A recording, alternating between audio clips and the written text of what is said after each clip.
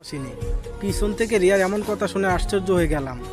2.5 বছরের সম্পর্ক আমাদের, আর সে এত সহজেই বলে দিল সে নাকি আমাকে ভালোবাসেনি। আমি ওকে জিজ্ঞেস করলাম, তাহলে কি এতদিন সব কিছু তোমার অভিনয় ছিল? রিয়া বলল, হ্যাঁ। অবাক করা বিষয় হলো রিয়ার মুখে অনুশোচনার কোনো ছাপই নেই। আমি দিক বিদিক হারিয়ে শরীরের সর্বোচ্চ শক্তি দিয়ে রিয়ার গালে কষে একটা থাপ্পড় মারলাম। এতে সে বসা থেকে শুয়ে পড়ে। এটা দেখে ভাইয়া আমাকে এলোপাতাড়ি মারতে শুরু করলো, সাথে লাথি তো আছেই। এখন ভাইয়াকে কেউ আটকাচ্ছে না। এরপর বাবা এসে থাপ্পড় মেরে বলল, তুই এতটা বিগড়ে যাবি তা কখনোই ভাবিনি। নিজের ভাবির গায়ে হাত তুলিস, ছি, ভাবতেই ঘৃণা হচ্ছে তোর প্রতি। চোখের সামনে থেকে চলে যা। ভাইয়ার ঘর থেকে বের হওয়ার আগে রিয়াকে উদ্দেশ্য করে বললাম, যেখানে নিজের পরিবার আমার মন বুঝলো না, যেখানে 1000 টাকা দিয়ে কাপড় কিনে রঙের গ্যারান্টি পাই না, আর তোকে তো ফ্রিতে পেয়েছিলাম, সেখানে রং বদলানোটা তো খুব কঠিন কিছু নয়।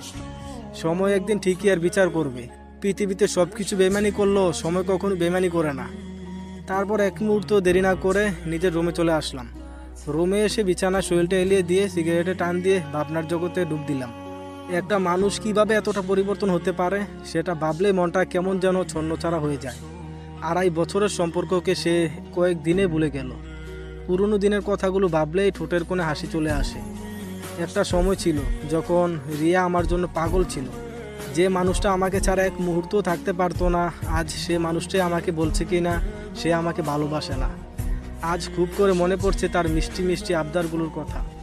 রাত 2টোর সময় যখন আমি গভীর ঘুমে আচ্ছন্ন থাকতাম।